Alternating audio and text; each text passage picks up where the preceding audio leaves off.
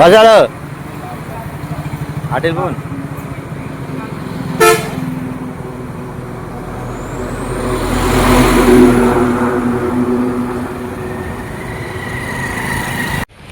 Board మీద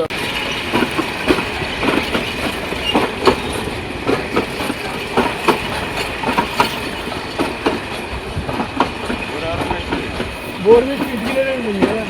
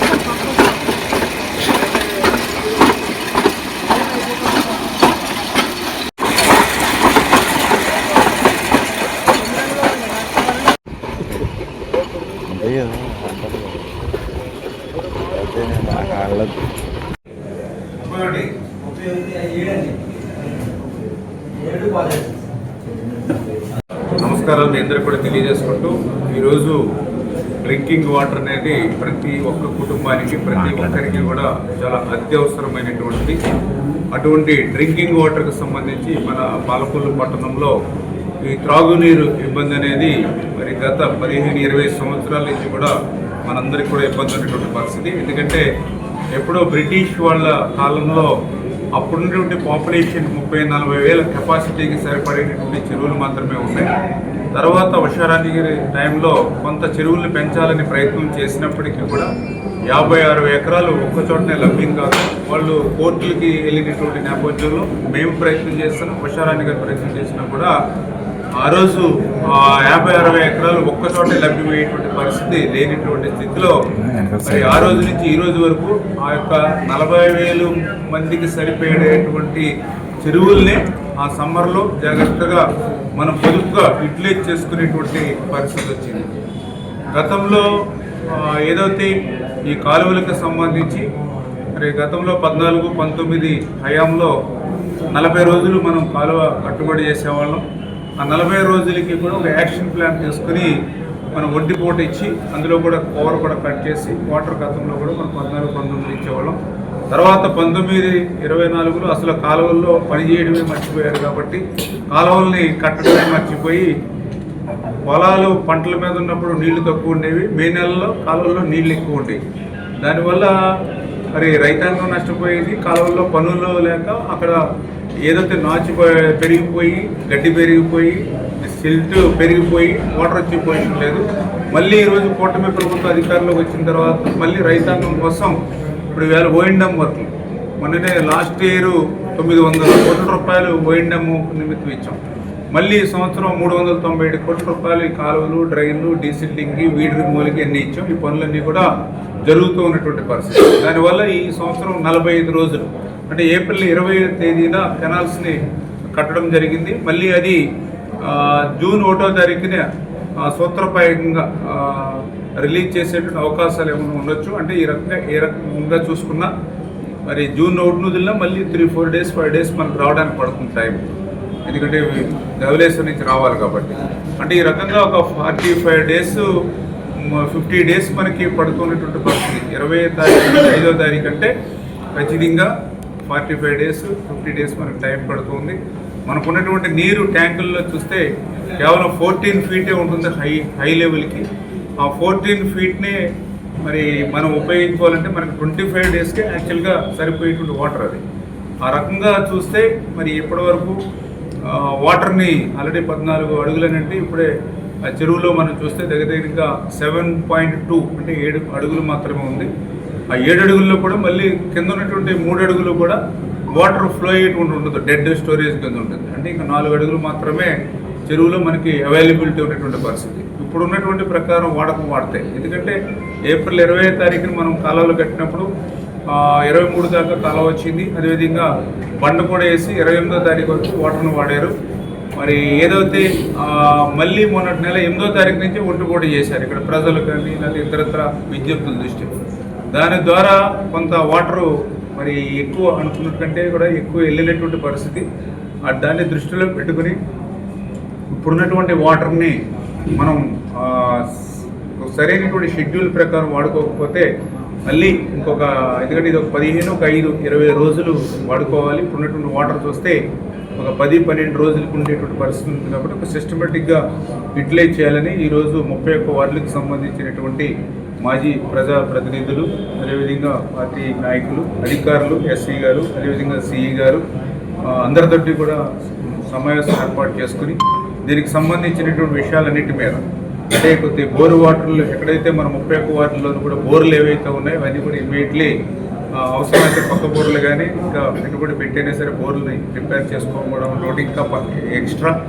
అదేవిధంగా ఇటు జున్నూరు నుంచి కూడా స్వీట్ వాటర్ బోర్లు ఉన్నాయి కాబట్టి ఆ జున్నూరు నుంచి కూడా ట్యాంకర్స్ ద్వారా, అదేవిధంగా టిట్కో ఇళ్ళ దగ్గర అక్కడ కూడా బోర్లు స్వీట్ వాటర్ ఉన్నాయి కాబట్టి బోర్లు, అంటే ఇట్లా ప్యారలల్గా యూటిలైజేషన్ చేసుకుంటే పబ్లిక్కి ఇబ్బంది లేకుండా ఒక 10 రోజులు కష్టపడితే, ఎందుకంటే గతంలో కంటే ఇప్పుడు ఓహెచ్ఆర్లు ఎక్కువ మనకి, ఎందుకంటే 18వ వార్డులో ఒక కొత్త ఓహెచ్ఆర్, 25వ వార్డులో ఒక కొత్త ఓహెచ్ఆర్, మనకి టిట్కో ఇళ్ళ దగ్గర ఒక కొత్త ఓహెచ్ఆర్, అంటే 3 ఓహెచ్ఆర్లు పెరిగి.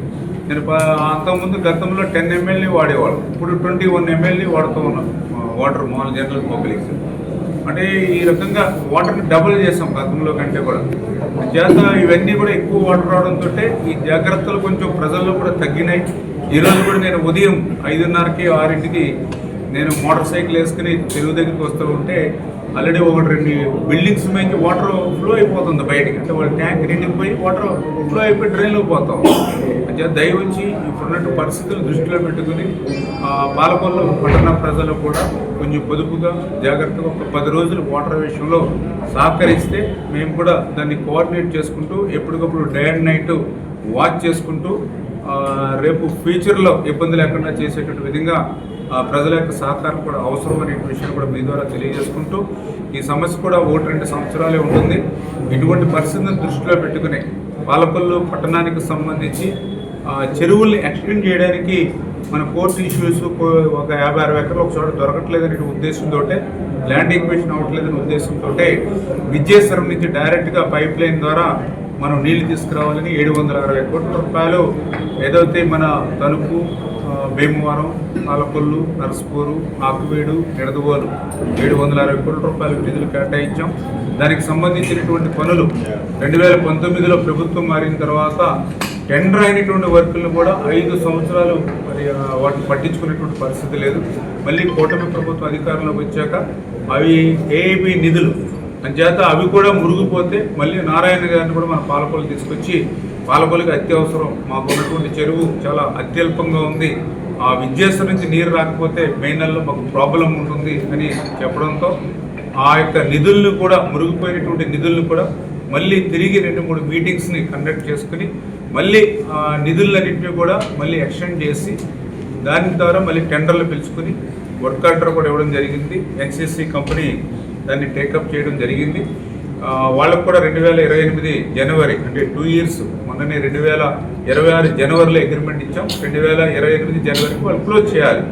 అంచేత ఇంకా బిఫోర్ ఏమైనా అవడానికి అవకాశం ఉందేమో మంత్రితో కూడా మాట్లాడతాం. అంటే ఏదేమైనా మనకి ఒక 2 yearsలో మరి శాశ్వతంగా ఈ ప్రాబ్లం, ఒకటి విద్యేశ్వరం నుంచి డైరెక్ట్గా వాటర్ రావడం ద్వారా పైప్ లైన్ ద్వారా, ఒకటి సురక్షితమైనటువంటి నీరు రా వాటర్ మన చెరువుల్లోకి వస్తుంది, కలుషితం కానిటువంటి నీరు వస్తుంది మనకి. ఎందుకంటే కాలువల్లో కలేబరాలు, కుక్కలు ఏది చనిపోయినా అందులో వదిలేస్తున్నారు. అదేవిధంగా డ్రైనేజ్ వాటర్ కూడా కాలువల్లో వదిలేస్తున్నారు.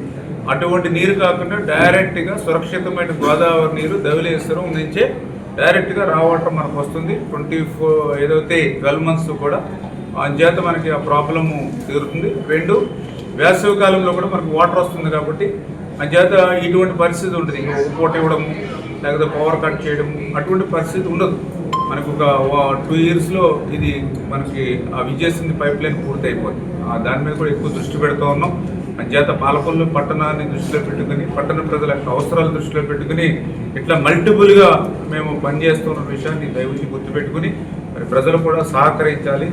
అని మరొక్కసారి మీ ద్వారా అందరికి కూడా తెలియజేసుకుంటూ, అదేవిధంగా అధికారులు కూడా నిర్లక్ష్యంగా ఉంటే నేను కూడా ఉదయం నుంచి కూడా ఇన్స్పెక్షన్ చేశాం. ఏదైతే మన చెరువులో ఉన్నటువంటి నీరు కానీ, చిన్న చెరువులో ఉన్నటువంటి నీరు కానీ, ఆ బోర్లు వేసేటువంటి విధానంలో కానీ వాటర్ లూజ్ వాటర్ వదలడము, అదేవిధంగా టైమింగ్స్, ఓహెచ్ఆర్లు ఎంతెంత నింపుతూ ఉన్నారు, పవర్ కట్ ఏ టైంలో వేస్తూ ఉన్నారు, ఇవన్నీ ఇన్స్పెక్షన్ చేస్తూ ఉన్నప్పుడు అధికారుల్లో కూడా కొంత నాకు నిర్లక్ష్యం కూడా కనిపించింది. అందుకే నేను సీరియస్గా వాళ్ళని కూడా వార్న్ చేయడం జరిగింది. ఖచ్చితంగా త్రాగునీరు అనేది ఈ యొక్క గవర్నమెంట్కి అత్యంత ప్రయారిటీ ఉంది. ఎవ్రీడే మీరు మానిటరింగ్ చేస్తూ ఉన్నారు మినిస్టర్ గారు, అలాగే సీఎం గారు డాష్బోర్డ్లో కూడా ఉంది. మీరు తప్పుడు లెక్కలు డాష్బోర్డ్లో చూపిస్తున్నటువంటి పరిస్థితి ఉంది. ఆ డాష్బోర్డ్ చూసిన దానికి క్షేత్రస్థాయిలో గ్రౌండ్ లెవెల్లో ఉన్నటువంటి దానికి సంబంధం లేకుండా ఉంది. ఇట్లాంటి పనులు చేస్తే సీరియస్గా సస్పెన్షన్ కాదు, ప్రజలకి నీళ్లు అందించడంలో మీ నిర్లక్ష్యం, మీ నిర్లిప్తత ఉంటే జైలుకు కూడా పంపించడానికి వెనకాడమని చెప్పేసి కూడా అధికారులు కూడా హెచ్చరించడం కూడా జరిగిందని చెప్పి తెలియజేసుకుంటూ, మరి ఈ 10 రోజులు మనం జాగ్రత్తగా ఉంటే నెక్స్ట్ 10 days అప్పుడున్న వాటర్ అవైలబిలిటీని బట్టి మనం ఫ్రీ చేసేసుకుంటాం. ఈ 10 రోజులు అయిన తర్వాత టైట్ చేసుకునే కంటే ఈ 10 రోజులు టైట్ చేసుకుంటే నెక్స్ట్ 10 days ఒకవేళ వాటర్ ఫ్రీ అవుతే హ్యాపీ అయిపోతారు. అంచేత ఒక 10 రోజులు ప్రజలందరూ కూడా సహకరించాలి. ప్రస్తుతానికి అయితే ఎక్కడ కూడా ఇబ్బంది లేకుండానే ఉంది. ఈ 10 రోజులు కొంచెం జాగ్రత్తగా పొదుపుగా ఉన్న వాటర్ని యూటిలైజ్ చేసుకోవడానికి సహకరించాలని చెప్పి మీ ద్వారా కూడా అందరినీ కూడా కోరుకుంటున్నాం.